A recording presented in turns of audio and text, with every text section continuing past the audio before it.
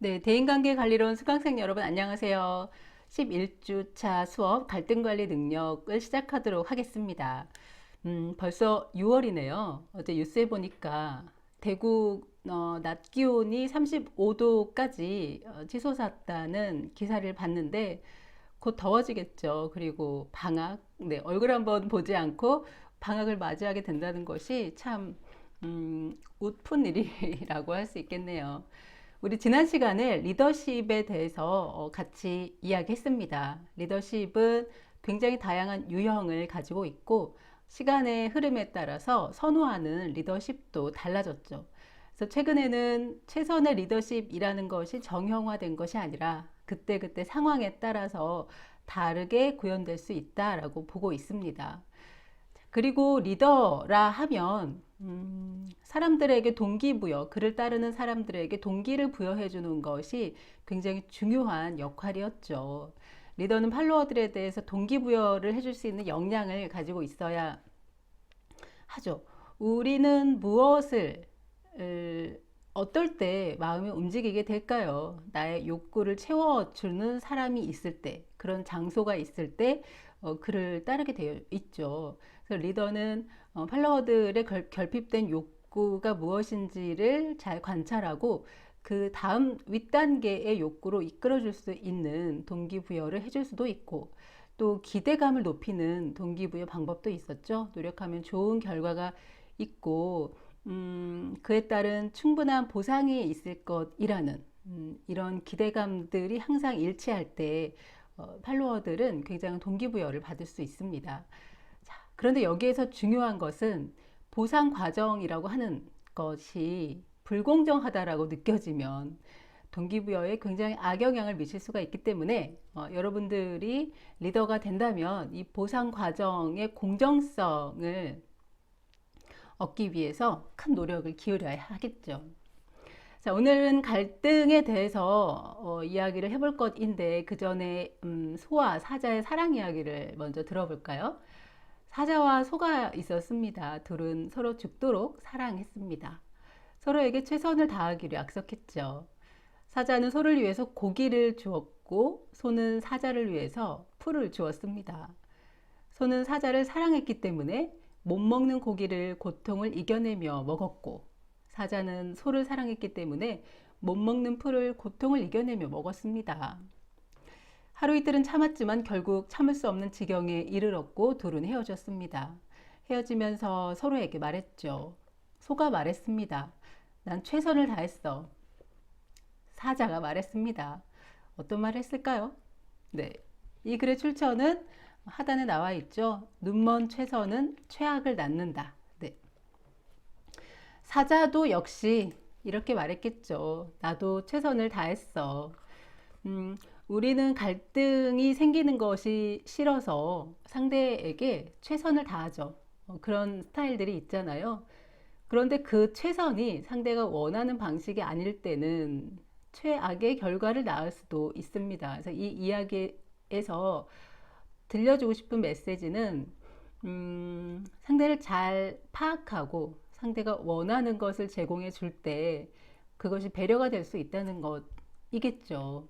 그래서 갈등을 해결하기 위해서 내 기준에서만 생각하고 상대가 좋아하는 것들, 상대의 욕구 같은 것을 파악하지 않고 무조건적으로 베푸는 최선, 이것이 어떤 결과를 가져올 수 있는지에 대해서 이야기를 하고 있습니다. 갈등이라고 하는 것, 칡갈자와 등나무 등자를 사용하죠. 그래서 칡과 등나무가 얽혀 있는 모습이죠. 이건 굉장히 TV에서도 퀴즈에서도 많이 나왔던 걸로 기억을 합니다. 그래서 갈등이라고 하는 것의 라틴어 유래에도 함께 충돌한다라는 의미를 가지고 있습니다.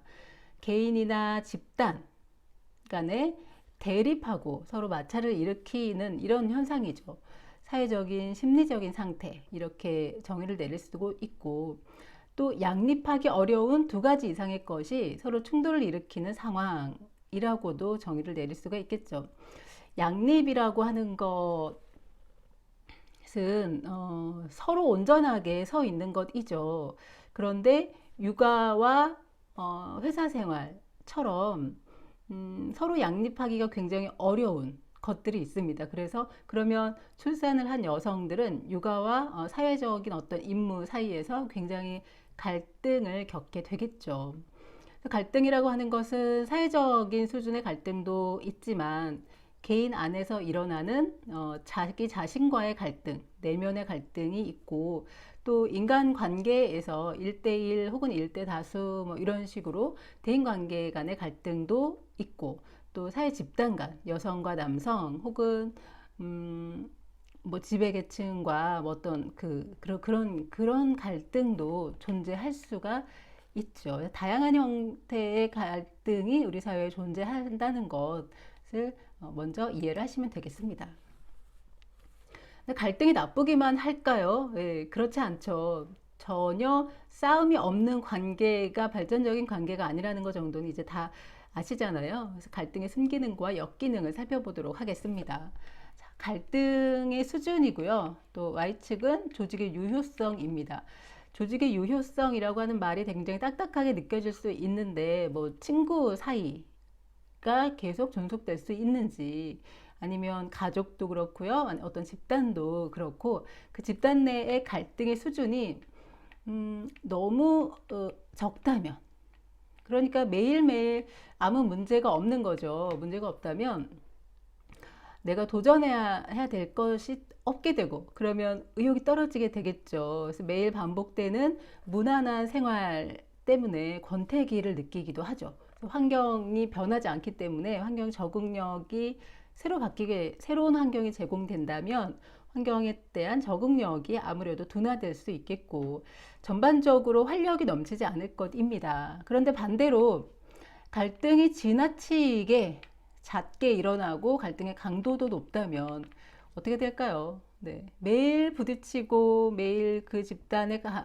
가는 것이 싫고 또 그 집단과 의견이 맞지 않는 것 때문에 괴로움을 느끼게 되고 그러면 혼란스럽고 협조적인 태도를 보이지 않게 될 테고 도대체 우리가 무엇 때문에 이러고 있는지 네.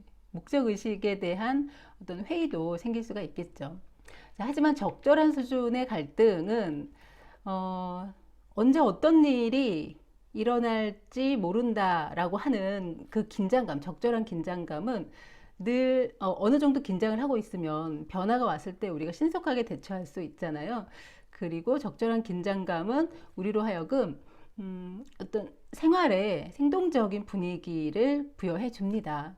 그리고 이 갈등에 대해서 너무 세면 여기에 내가 저항할 수 없을 것이다라는 포기가 생기지만 내가 해결할 수 있을 정도의 갈등이라고 하면 이것을 적극적으로 해결하려고 하는 의지가 생기기 때문에 문제 해결 능력이 생길 수 있겠죠.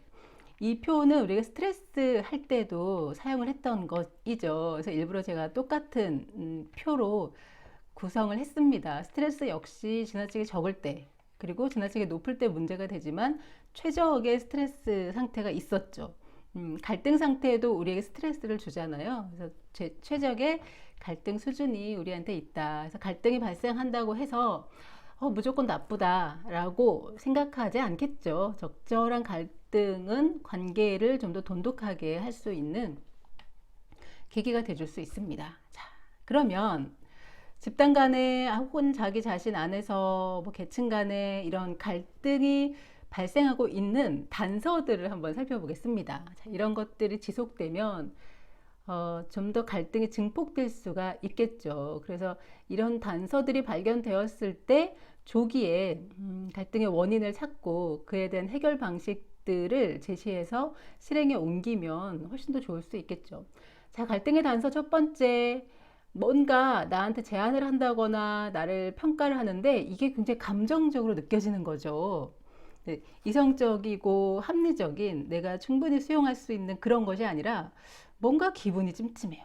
감정적인 논평과 제안이 있을 수 있습니다. 예를 들면 어, 같은 학과의 친구가 더 늦기 전에 다른 전공 알아보는 거 어때? 내가 알아봐 줄까? 이런 식으로요. 예를 들면 조 프로젝트에서 내가 뭔가 그 과제를 충분히 수행하지 못한 것에 대해서 이렇게 얘기를 하면 근데 다소 감정적으로 평가가 되겠죠. 나에 대한 비난으로 느껴지게 될 테고, 내가 알아봐 준다뇨. 네, 굉장히 이러한 제안들이 기분을 상하게 할 것입니다. 자, 그리고 타인의 의견에 대한 공격, 어, 물론 우리가 집단 사고에 대해서도 이야기했고 이것이 긍정적이지만은 않다라고 이야기했습니다. 뭔가 의견을 의사결정을 쉽게 내려고 하는 경향, 그래서 그 안에서 비합리적인 방법이 도출될 수도 있지만 갈등의 단서들을 또 살펴보자면 타인의 의견에 대한 공격 빈도가 올라가게 되겠죠. 회의를 할 때라던가 뭐 이럴 때 지금 그걸 아이디어라고 내는 거야? 아니면 뭐 그런 수준밖에는 생각할 수 없는 건가? 뭐 이런 식의 공격들. 이런 공격을 받게 된다면 마음속에 스트레스를 받게 되고 이런 것들이 마찰, 서로 나의 의견과 그 상대의 의견이 대립되게 돼서 마찰이 발생할 소지가 굉장히 크겠죠. 자, 그리고 핵심을 이해하지 못하는 것에 대한 비난도 발생할 수 있습니다. 예, 내 손가락으로 달을 가리켰습니다. 달을 보라고. 근데 손가락만 보고 있다고 하는 거죠. 내 손가락 보지 말고 달을 보라고. 아직도 핵심이 뭔지 모르겠어. 라고 이런 식으로 한다거나 편가르기, 타협 거부 이런 현상도 나타나겠죠. 우리는 그런 거 안 좋아해. 네. 이 말 자체가 우리 그리고 우리 이외의 사람 이렇게 편을 가르는 것이죠. 그렇다 하더라도 두 집단 간에 우리와 우리가 아닌 집단 간에 어떤 타협안이 도출될 수가 있는데 그 타협 자체를 거부하고 그냥 각자 방식대로 하자. 그게 속 편하지 뭐. 이런 식으로요. 갈등을 뭔가 해결하려고 하는 것이 아니라 외면하는 거죠. 해결할 의지가 전혀 없는 것이죠. 그리고 개인적 수준의 미묘한 공격도 있는데요. 이게 뭐냐면 뭔가 적극적으로 편하게 나에게 불만을 이야기하는 것은 아닙니다. 그런데 누가 봐도 불만이 있는 사람처럼 느껴지는 거죠. 예를 들면 다 같이 이야기하고 있는데 말을 하지 않아요. 웃지도 않고요. 그리고 계속해서 핸드폰만 봅니다. 그래서 나한테 혹시 불만 있니? 불만 있으면 얘기를 해줘. 그런데 아니 불만 없는데 이런 식으로요. 그러면서 계속 집중하지 않고 핸드폰만 보는 거죠. 이런 것들도 갈등의 단서이므로 누군가가 여러분들에게 그런 행동을 보인다면 좀 더 자세히 물어볼 필요가 있겠죠. 혹은 참여를 하지 않는 이유에 대해서 물어보니까 네가 다 하니까 내가 할 일이 없어서 그렇지 이런 식의 대답을 했다면 이건 역시도 나에 대한 칭찬이 아니라 어떤 미묘한 공격으로 한번 점검해 볼 필요가 있겠죠. 이런 것들이 갈등의 단서로 파악될 수 있습니다. 자, 그리고 또 다른 단서들을 한번 제시를 해볼게요. 이것을 연구하고 제시한 학자는 만약에 신혼부부라고 하는 것은 대인관계에서 굉장히 긍정적인 그 정점에 서 있는 관계라고 할 수 있잖아요. 가장 서로에 대해서 애정이 높을 때고 그런데 이 신혼부부들 사이에서 다음과 같은 것들이 발견된다면 이 부부는 향후에 이혼 가능성이 90% 이상이다 이렇게 주장을 했습니다. 근데 이것은 또 어떻게 적용될 수 있냐면 친한 친구라거나 뭐 어떤 인간관계에서 대화 도중에 비난과 방어 그리고 경멸 그리고 의사방해의 형태가 자주 목격이 된다면 그 관계는 앞으로 긍정적인 관계가 되기는 어렵습니다. 자, 그럼 볼게요.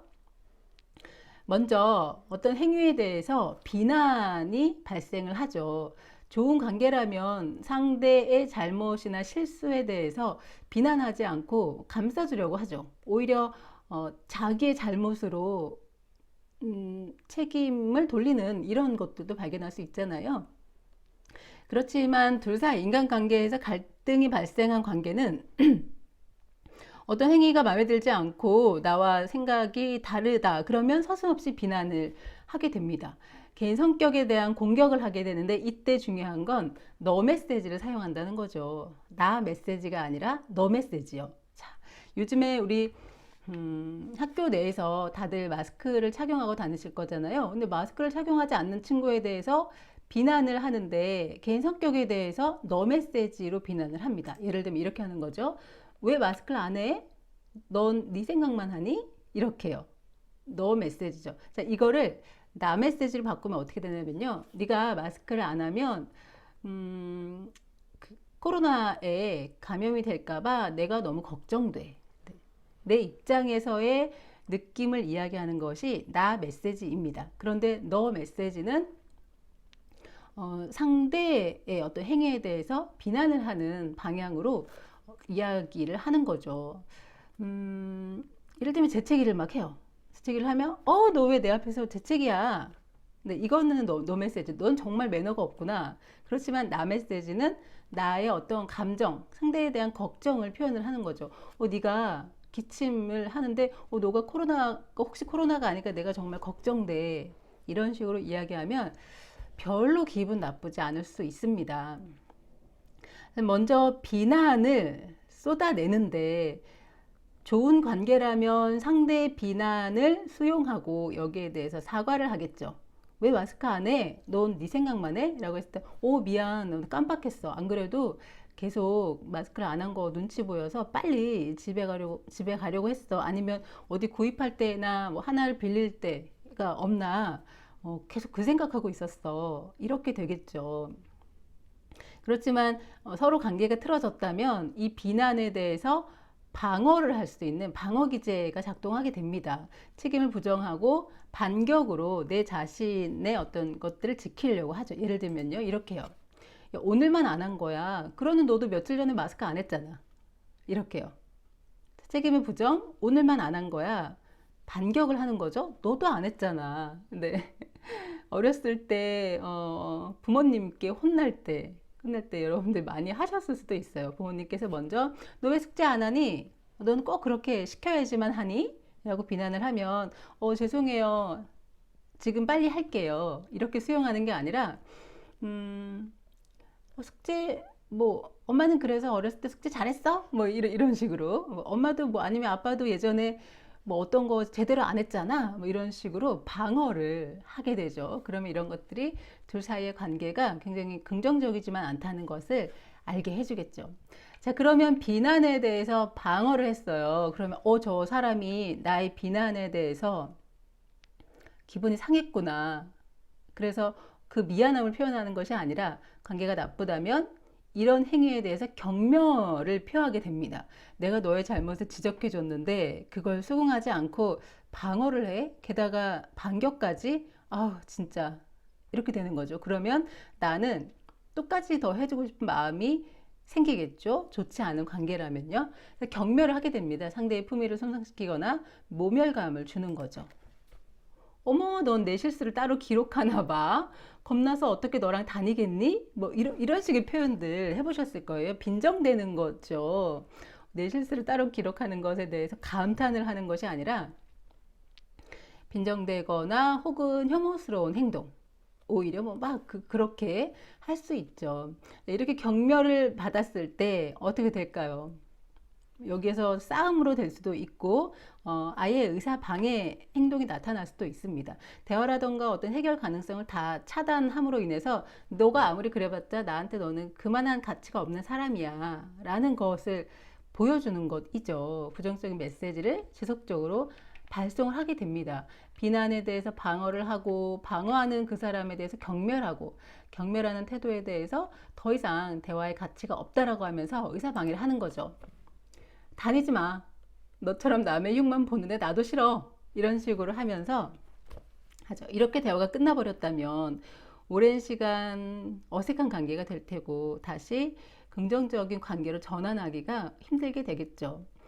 그래서 갈등의 단서, 누군가가 대화하는 것을 우리는 많이 들을 수 있잖아요. 대화의 내용 중에서 비난과 방어, 경멸과 의사방해가 잦게 발생한다면 이것은 두 사람 간의 갈등의 단서로 파악할 수 있습니다. 그래서 이들이 향후 좋지 않은 관계가 될 가능성에 대해서 우리가 예측할 수가 있겠죠. 자, 그 다음에 이제 갈등이 발견되었습니다. 그 단서들을 통해서 갈등이 있다, 내재되어 있다라는 것을 알게 됐는데 이 갈등이 증폭되는 계기가 또 있겠죠. 작은 갈등들은 시간이 지나면 사라지기도 하고 또 어느 정도의 갈등들은 대화를 통해서 해결될 수 있습니다. 그런데 어느 순간 이 갈등이 걷잡을 수 없이 증폭되는 순간이 있죠. 자, 그런 것들은 이 문제가 발생을 했습니다. 예를 들면 마스크 문제 때문에, 그러면 마스크 때문에 누군가가 불편함을 느낀다면 내가 마스크를 하면 되죠. 착용하면 문제가 해결됩니다. 그렇지만 이 문제를 해결하기보다는 나를 기분 나쁘게 한 저 사람을 나보다 더 많이 똑같이 기분 나쁘게 해 주어서 내가 이기고 싶은 거죠. 그 사람을 이기고 싶은 마음이 들어서 적대적으로 행동을 하기 시작하면, 네, 아까 같은 순서, 경멸에 대해서 아예 의사 방해 어떤 행동, 더 이상 너랑 의사소통할 의지가 없음을 딱 표현을 하는 적대적인 행동을 하게 된다면 갈등이 증폭되게 되겠죠. 지금 미국에서 그 흑인 조지 플로이드, 네, 이 분을 경찰이 과잉 대응을 하는 바람에 사망하는 사건이 있었죠. 그것을 보면 백인의 경찰관이 흑인을 살해하는 사건이 있었습니다. 근데 미국 전역에서 이것을 비난하면서 시위가 발생을 했죠.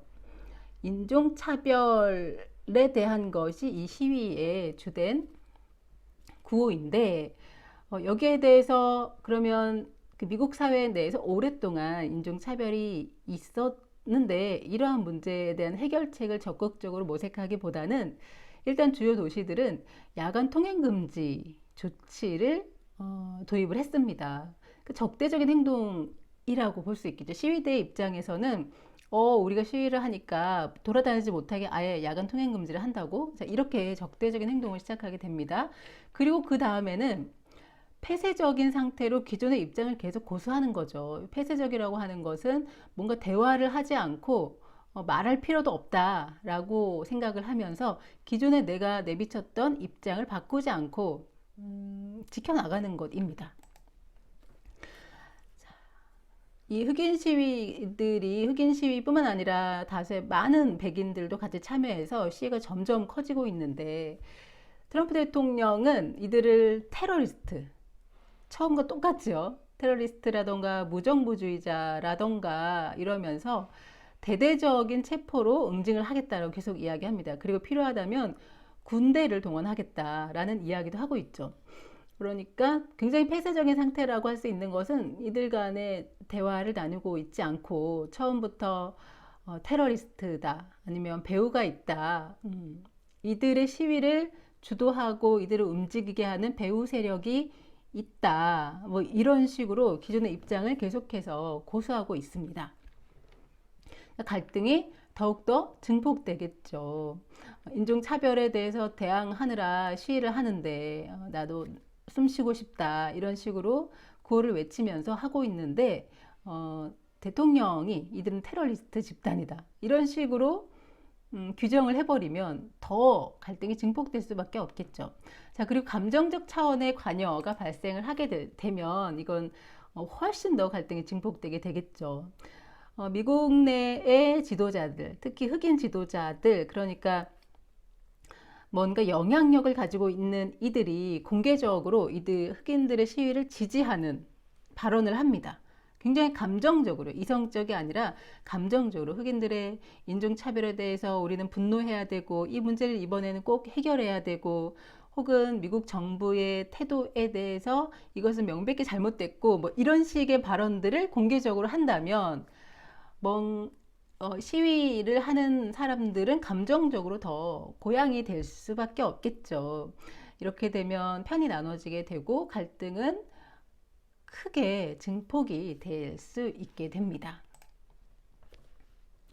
자, 그리고 우리 사회에도, 그러니까 우리 대한민국 사회 내에서에는 어떤 갈등들이 있을까 한번 살펴보죠. 우리 사회 갈등에는 어떤 것들이 있습니까? 라고 하면서 이제 설문조사들을 한 것을 몇 가지를 살펴봤습니다. 그랬더니 공통적으로 나오는 것이 이 세 가지였어요. 젠더 갈등. 젠더라고 하는 것은 사회적인 성이죠. 그러니까 우리가 사회적으로 학습된 남녀가 있고 남녀의 역할에 대한 어떤 갈등이죠. 우리가 생물학적으로 여자들은 뭐 예를 들면 애를 두고 살림을 하고 뭐 이런 것들이 태어나면서부터 우리 유전자에 딱 박혀진 건 아니잖아요. 사회적으로 그러한 역할들이 반복됐기 때문에 했었는데, 어, 이 82년생 김지영이라는 영화를 통해서 이 젠더 갈등이 또 한 번 표면으로 올라왔었죠. 그리고 우리 사회의 다문화 갈등도 점점 커지고 있습니다.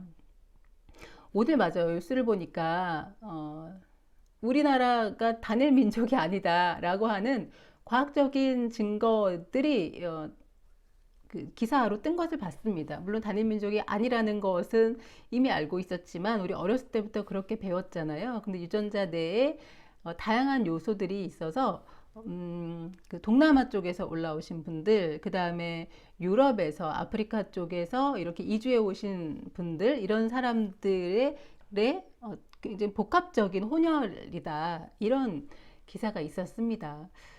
그런데 단일 민족이라고 하는 우리 스스로의 관념이 있었고, 외국으로부터 이주하는 이런 분들에 대해서 하죠. 그런데 뭔가 그 아메리카는 유럽 쪽에서 온 사람들에 대한 우리의 시각과 동남아나 아프리카 쪽에서 오신 분들에 대한 시각이 같지 않아서 발생하는 갈등도 있고, 이들이 우리 사회에서 기존의 한국인들이 하던 역할들을 대체함으로 인해서 발생하는 갈등도 있습니다. 자, 그리고 뭐니 뭐니 해도 오랫동안 이 해결되지 않는 갈등은 구조적으로 계층 갈등이라고 할 수 있겠죠. 뭐 지금 사회가 무슨 계급이 있고 그렇습니까? 그렇게 생각할 수 있지만 어쨌든 상위 계층이 있고 경제적으로 상위 계층이 있고 그 다음에 중산층이 있고 또 빈곤층이 있죠. 근데 양극화 현상이 점점 더 심해지고 있다라고 하는 것을 이제 여러분들도 느낄 수 있는 그런 나이가 됐잖아요. 부자들은 할 수 있는 방법, 돈이 돈을 낳는 이런 효과를 활용해서 점점 재산이 축적되고 있고, 빈곤층은 더욱더 어려워지는 이런 상황들, 특히 이런 전염병, 코로나 같은 국가적인, 그러니까 대유행, 전염병이 대유행하는 이런 팬데믹 상황에서는 빈곤층이 더욱더 어려움을 겪게 됐죠. 그래서 이런 계층 갈등이 더욱더 심화되는 이런 것을 우리는 목격할 수 있게 됐습니다. 우리 사회의 갈등 요인들 세 가지, 그리고 또 뭐 다른 것들도 여러분들이 찾아볼 수 있겠죠. 젠더 갈등, 뭐 다른 사례, 최근의 사례들을 좀 더 찾아볼게요. 만약에 이게 이제 우리가 수업이라면 여러분들에게 질문을 던졌겠죠. N번방 사건 다 기억하시죠? 지금도 조사가 진행되고 있고, 그런데 이 N번방 사건도 젠더 갈등으로 비화가 됐었습니다. 왜냐하면 이 N번방을 만들고 운영한 모든 사람들이 남성이었죠. 그러니까 남성에 대해서 뭔가 잠재적인 성범죄자로 규정을 한 거죠. 주로 이제 여성 집단에서요. 그러니까 남자들은 역시 뭐 그거 안 본 남자 있어? 뭐 내 옆에 있는 남자 혹은 뭐 우리 가정의 구성원 중에 남성도 그곳에 들어가서 그런 성착취 동영상을 봤을 것이다. 아마 뭐 다 벌벌 떨고 있겠지. 신상이 공개되는 것에 대해서 뭐 이런 식으로 규정을 하는 거죠. 자, 그러면 여기에 대해서 대립되는 세력과의 마찰이 발생할 수밖에 없겠죠. 대표적으로 남성들의 집단에서는 일부의 어떤 행위들을 우리 전체 집단의 행위로 규정하는 것에 대한 불만들을 공개적으로 이야기를 했겠죠. 반발을 했겠죠. 이런 경우처럼 남과 여가 서로 다른 의견으로 대립해서 마찰하는 이런 갈등 증폭의 사례를 우리는 또 가까이서 볼 수 있었습니다. 또 이러한 젠더 갈등이 어떤 작은 수준의 갈등에 머물지 않고 이것이 점점점 증폭되는 이유는 우리가 앞에서 살펴봤던 것처럼 상호 굉장히 적대적으로 대하죠. 상대를 내 편이 아니면 나쁜 사람, 적으로 규정을 하고, 그리고 기존의 입장 서로 대화를 하는 것이 아니라 기존의 입장 그냥 고수합니다.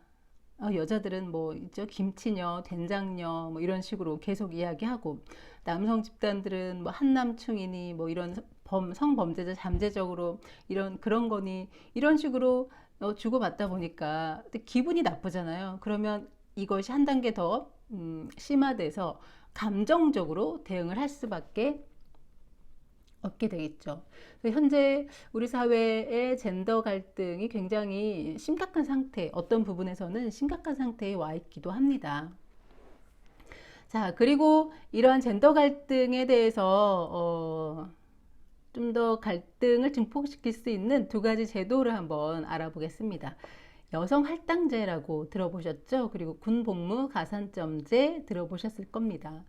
여성 할당제는 우리 사회 구조적으로 가부장제였기 때문에 여성들의 사회 진출이 초기에는 원활하지 않았죠. 근데 지금은 여성들의 능력이 어떤 면에서는 더 뛰어나게 발휘가 되어서 많은 인재들이 사회생활을 하고 있죠.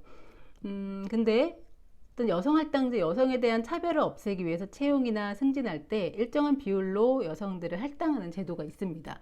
모든 직업에서 적용되기는 현실적으로 어렵지만 공무원이라던가 교육계에서는 이 제도를 시행하고 있고, 한국은 30%를 보장하고 있습니다. 전체 채용 인원의 30%는 반드시 여성으로 채워야 한다라고 하는 제도가 있죠.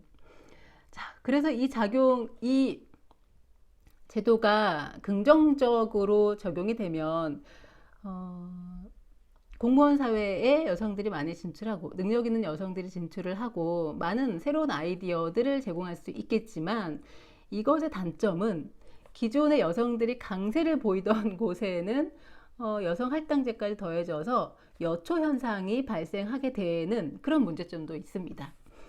작년에 2019년 특히 초등교사 임용고시의 결과는 10명 중에 9명, 90% 가까이가 여성으로 채워졌습니다. 네. 어떤 직업이 하나의 성으로만 압도적으로 채워진다라고 하는 것은 정상적이라고 볼 수는 없죠. 그래서 오히려 남성들의 역차별 문제가 이런 교사 임용고시에서는 늘 있어 왔고, 과연 이것이 여전히 필요한 제도인가에 대해서도 갈등이 있는 부분입니다. 자, 그리고 군복무 가산점제는 20여 년 전에 사라졌죠. 위헌 결정으로 폐지가 됐습니다. 하지만 이게 한 30년 넘게 존속이 됐을 때는 어떤 내용이었냐면, 군대를 갔다 온 남자에게 공직이라던가 공기업 또는 일정 규모 이상의 민간 기업에서 채용 시험을 내가 보게 되면 필기 시험을 볼 때 과목별 만점에서 3에서 5%를 가산해 주는 제도예요. 그러니까 100점을 받았다 그러면 103점, 105점 이렇게 되는 거고, 예를 들면 90점을 받았다 그러면 93, 27, 2.7점을 더 주면 92.7점이 되겠죠. 여성들에게는 군대를 갔다 오지 않았으니까 가산점을 주지 않고, 똑같이 90점을 받았다면 가산점을 받은 남성이 합격을 하게 되겠죠. 1961년에 도입을 했고 99년에는 위헌 판결을 받아서 폐지가 된 제도입니다. 저도 기억이 나요. 회사에 들어갔을 때 똑같이 입사했지만 군대를 갔다 온 사람과 군대를 갔다 오지 않은 여성 신입사원과 처음에 연봉이 다르고, 또 회사 직급에서 한 단계 여성 신입사원을 낮게 이렇게 책정했던 것들이 기억이 납니다. 근데 이것도 역시 현재 군대를 갔다 온 사람에 대한 어떤 보상 차원에서 뭔가가 있어야 되지 않냐, 이런 것들이 남성과 여성 사이에서 갈등의 요지로 작용하고 있죠. 자, 그래서 갈등을 파악하고 해결하는 방법에 대해서 또 이야기를 나눠보도록 하겠습니다. 갈등을 가만히 들여다보면 대부분의 갈등들은 문제의 본질이 있고, 그리고 이것을 둘러싸고 있는 감정이라고 하는 것이 있습니다. 그래서 문제의 본질은 대부분 어떤 조직 안에서 내가 해야 될 일, 네가 해야 될 일, 이런 것들이 정확하지 않다거나 서로의 관점이 다르다라거나, 혹은 어떤 이해관계에 대해서 내가 더 얻는 것이 많아야 되지 않을까? 아니야, 제가 저렇게 하면은 상대가 더 많은 것을 얻지 않을까? 이런 이해관계를 적당히 설정하지 못해서 생기는 것들이었습니다. 문제의 본질은 그것인데, 그런데 이 갈등을 보다 증폭시키는 것은 감정적인 부분이었어요. 근데 역할이 도대체 뭘 해야 되는 거지 나는? 짜증나. 관점이 다른 것에 대해서 도대체 어떻게 하면 저렇게 생각할 수가 있지? 정말 자존심 상해. 혹은 상대가 더 많이 이익을 얻는 것에 대해서 질투나 화가 나. 뭐 이런 것들 있죠. 문제의 본질에 감정이 이것을 꽁꽁꽁 둘러싸매고 있다 보니까 갈등이 증폭되는 것이죠. 그래서 갈등을 발생시키는 문제의 본질들은 조정하고 협상을 하면 해결할 수 있는 갈등입니다.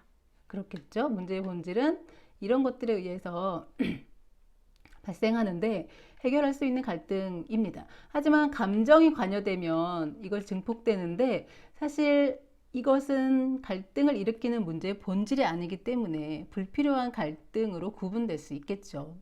그래서 불필요한 갈등은 부정적인 감정, 그리고 오해, 그리고 정보의 부족, 편견 이런 것들로 인해서 발생할 수 있습니다. 부정적인 감정에 대해서 조금 더 들여다보고 오해라면 정확한 정보들로 전환하고 정보가 부족하다면 충분한 정보들을 공급받으면 되고 편견이라고 하는 것도 다른 측면에서 우리가 살펴볼 수 있다면 이런 불필요한 갈등들을 최소화할 수 있겠죠. 그런데 참 재미있게도 갈등은요, 문제 본질보다는 감정적인 문제로 인해서 갈등이 강도가 세지고 이런 일이 발생할 수 있겠죠.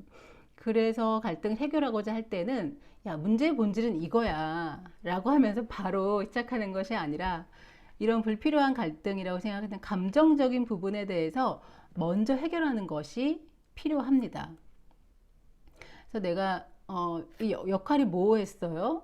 그래서 여기에 대해서 화가 너무 났단 말이죠.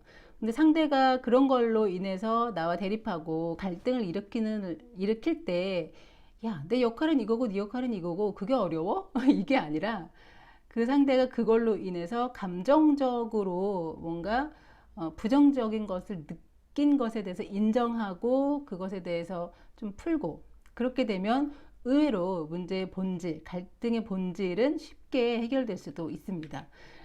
그렇게 해서 문제 본질을 파악하고 해결하면 갈등의 원천적인 해소가 가능하게 되겠죠. 그러니까 감정적인 부분을 먼저 해소하고 그 다음에 문제 본질에 접근해서 해결책을 찾으면 되겠죠.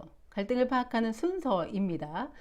그러니까 만약에 감정을 중요하게 생각하지 않는 사람들은 그저 기계적으로 문제의 본질을 파악하고 그것부터 해결하려고 들죠. 하지만 감정이 해소되지 않은 부정적 감정이 해소되지 않은 문제 해결은 오히려 상황을 더 악화시킬 수도 있습니다. 자, 갈등의 진행 과정을 살펴볼까요? 어떤 방향으로 갈등이 진행이 될까요? 자, 처음에 의견이 일치하지 않거나 뭐 오해나 편견 등을 그대로 두는 이런 것들 불일치로 인해서 갈등이 발생을 합니다. 그런데 이것이 증폭되는 것은 감정이 개입되고 서로 양보하는 것을 거부할 때겠죠. 그래서 이 불일치는 상호 대립하는 대결 양상을 보이게 되겠죠. 이 대결 양상은 서로를 내 편이 아닌 적으로 규정하고 그리고 내가 원하는 것을 이루기 위해서 강압적인 모습, 위협적인 모습을 보이게도 됩니다. 자, 이렇게 격화 양상을 보이다가 자, 그런데 언제까지나 우리가 이러고 있을 수 없잖아요. 매일 화만 낼 수도 없고 매일 긴장 상태가 될 수도 없고 서로 너무 힘들죠. 그러면 진정 국면에 들어가게 되는데 이때 협상을 제안하고 또 우리 둘 사이가 너무 냉랭하다면 제3자, 중재자가 개입을 해서 이 갈등 사태를 해결하고자 하기도 합니다. 진정 국면에 돌입하고 해소 국면까지 가게 되죠. 어쨌든 우리가 같이 살아가는 사회이기 때문에 내 욕심만, 내 욕구만 채우려고 하게 되면 누군가는 또 피해를 보게 될 수 있죠. 이게 우리 사회적 딜레마인데 내가 너무 다 가지려고 하면 누군가는 이걸 뺏겨야 되는 이런 상황이 올 수도 있습니다. 공동체라는 게 그렇잖아요. 그래서 내가 조금만 더 양보를 하고 또 그쪽도 뭔가 하나씩 양보하고 이렇게 해서 갈등을 해소할 수 있겠죠. 이런 갈등 진행 과정을 우리가 가장 잘 살펴볼 수 있는 것이 임금 협상의 과정이라고 봅니다. 왜냐면 뉴스에서도 여러분들이 접했을 것이고 매일 춘투, 예를 들면 춘투라는 거 혹은 노조들이 우리들이 원하는 것들을 사측에 요구를 하겠죠. 그런데 예를 들면 임금 협상이라면 물가라던가 아니면 그동안 임금이 동결됐던 뭐 해라던가 이런 것들을 감안해서 올해는 그러면 10% 인상을 해달라라고 의견을 냈는데 사측에서는 어렵습니다. 지난 해 실적도 저조했고 10% 급여를 올려주면 너무 회사가 어렵게 됩니다. 올려줄 수 없습니다. 3%도 지금 너무 어렵습니다. 이렇게 의견이 서로 불일치되는 거죠. 그러면 오해가 발생할 수 있겠죠. 작년에 매출이 좋았던 것 같은데 회사들은 왜 저렇게 이야기하지? 또 회사가 어려운 걸 뻔히 알 텐데 도대체 왜 그러지? 서로 오해하는 것을 방치하게 됩니다. 그럼 이제 대결 구도가 발생하게 되겠죠. 감정이 개입하게 됩니다. 발생된 오해는 부정적인 감정으로 가겠죠. 우리가 그렇게 열심히 일해서 이렇게 이익을 내줬으면 월급을 좀 올려줘야 되는 거 아니야? 그게 인지상정이지? 진짜 너무하네. 혹은 사측에서는 회사가 이렇게 어려운데 작년에 한 해 반짝 매출이 조금 좋았다고 또 저렇게 10%나 올려달라 그러면 도대체 일을 하겠다는 거야? 회사를 살리겠다는 거야? 같이 죽자는 거야? 뭐 예를 들면 이런 식으로 뭔가 나쁜 기분들이 소록소록 생겨날 수 있겠죠. 그리고 서로 양보를 거부합니다. 10% 절대 밑으로는 안 돼. 우리 3% 이상은 절대 안 돼. 이렇게 팽팽하게 대결 구도가 되게 되겠죠. 자, 그 다음 격화 양상들은 우리가 이제 TV에서 보게 되는 것이죠. 시위를 하고 몸싸움이 일어나고 또 그들을 체포하기도 하고 또 협박을 하기도 하고 이런 일들이잖아요. 그런데 이런 일들이 매일매일 일어난다면 우리 얼마나 힘들겠습니까? 우리가 무엇 때문에 이것을 하는지 그 목적에 대해서 다시 한번 상기하게 될 텐데 서로 잘 먹고 잘 살자고 회사든 뭐 근로자든 윈윈하기 위해서 이러한 것들을 하는 건데 이거는 이러다가 다 같이 망하게 된 거죠. 그러면 이때 누군가가 협상을 제안합니다. 만나서 그럼 좀 이야기를 해봅시다. 그러면 3% 10% 사이에 뭐 예를 들면 7%는 어떻습니까? 혹은 중재자들이 있을 수 있겠죠. 중재자들이 나서서 한쪽에 가서 이야기를 들어보고 이 이야기를 다른 쪽에 전해주고 또 이 이야기를 듣고 또 다른 쪽에 전해주고 이렇게 둘 사이를 중재를 함으로 인해서 상황이 좋아질 수도 있겠죠. 여러분들도 친구 사이에 싸우면 또 다른 친구가 둘 사이에 왔다 갔다 하면서 중재를 해주고 이게 갈등이 풀어질 때도 있잖아요. 그런 것과 같은 것입니다. 그래서 그래 나도 또 가족이 있고 가족들에게 같이 잘 먹고 잘 살기 위해서는 회사에서 일을 해야 되고 또 회사 입장에서도 우리 회사에서 오랫동안 일한 숙련된 근로자들을 잃게 되는 것은 너무나 큰 손해이기 때문에 같이 만족할 수 있는 합의점들을 찾아가려고 노력을 하겠죠. 자, 그래서 사소한 오해를 방치하게 되면 큰 문제로 비화될 수도 있습니다. 그리고 격화 국면에서는 상대가 굉장히 극단적으로 반격을 하는 것에 대해서 네가 먼저 나한테 위협을 했기 때문에 나도 이렇게 하는 거야. 이런 식으로 정당화 과정이 일어나기도 합니다. 네가 이렇게 나를 기분 나쁘게 했지. 만약에 그렇게 예를 들면 급여를 올려달라는 것에 대해서 파업을 하는데 파업을 지속하면 예를 들면 회사의 문을 다 닫아버리겠다. 뭐 이런 식으로요. 이렇게 나한테 위협을 했잖아. 그래서 나도 이렇게 극단적으로 반격을 하는 거야. 폭력 시위를 하는 거야. 이런 식으로 정당화하기도 합니다. 자, 그렇지만 이런 행위들, 서로 에너지만 소비시키는 이러한 이익이 없는 행동들을 우리가 계속 하고 있다라는 것을 이제 자각, 현타라고 하죠. 이런 게 올 때는 진정 국면에 돌입하게 되고, 또 아까 설명한 것처럼 우리 공동체 사회잖아요.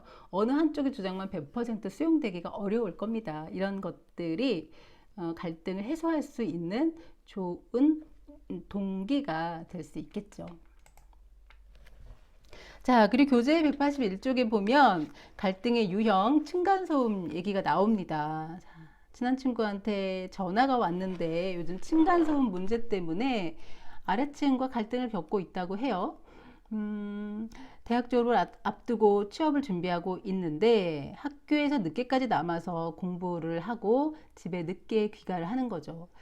11시, 12시에 귀가를 했으면 또 집에 가서 씻어야 되잖아요. 네, 근데 늦은 시간에 샤워를 하게 되니까 물 내리는 아파트다 보니까 물 내려가는 소리가 아래층에 들리게 되겠죠. 아래층에서는 화장실 물 내리는 소리 이런 것들 너무 시끄럽다 라고 하면서 계속 민원을 제기했겠죠. 그리고 아래층에 보면은 보복 소음이라고 하잖아요. 위층에서 시끄럽게 하니까 아래층에서도 똑같이 이렇게 시끄럽게 하는 행위까지 했나 봅니다.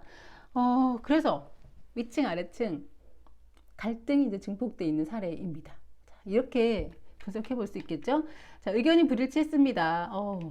나는 늦게 들어와서 그 시간에 씻어야 되고 화장실도 사용해야 돼요. 하지만 아래층에서는 밤 늦게까지 화장실을 사용하면 어떡해요? 자, 입장의 불일치가 있죠.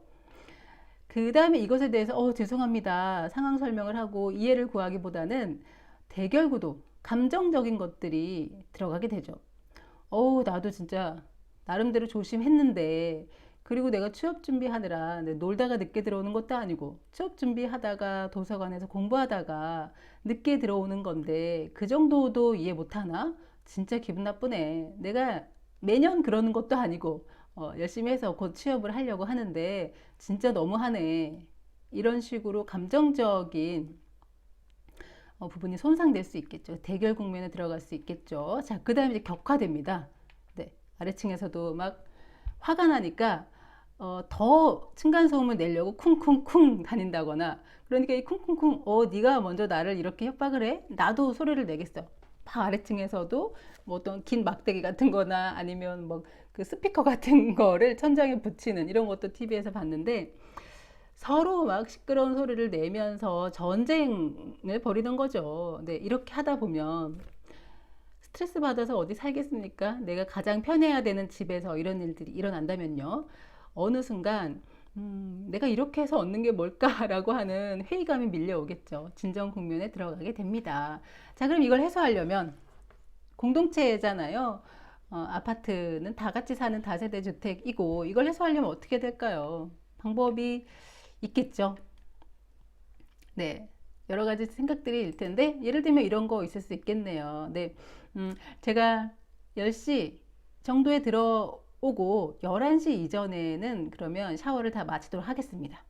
그런데 만약에 11시 이후에 들어오게 되면 뭐 내일 씻겠습니다. 라거나 뭐 이런 것들. 또 화장실 문제에 대해서도 늦은 시간에 그 소리가 아래층에 불편함이 되는 이유를 물어볼 수 있겠죠. 예를 들면 불면증이어서 잠들기가 어려운데 그 시간에 그 소리 때문에 깨고 나면 계속해서 잠을 못 들게 된다라거나 아니면 그런 화장실 쓰는 소리, 아주 사적인 소리가 들려오는 것에 대해서 또 싫을 수가 있고 그 도대체 근본적인 이유가 뭔지에 대해서 파악을 한 다음에 그거에 대한 해결책을 찾아보는 것이 중요하겠죠. 그렇지만 여기에서 더 중요한 건 이미 감정적으로 상한 그 부분에 대해서 분명하게 먼저 해소를 하고 그 다음에 본질적인 문제를 해결해야 되겠죠. 그렇지 않다면 오히려 더 상황이 나빠질 수가 있겠죠.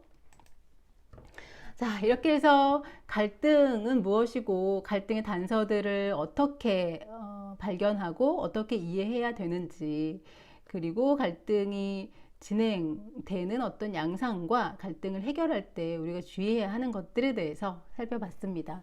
자, 이번 주 과제는요, 그러니까 우리 사회에 갈등 뭐가 있나? 젠더 갈등, 그다음에 다문화 갈등, 계층 갈등 이런 것들이 있다라고 했잖아요.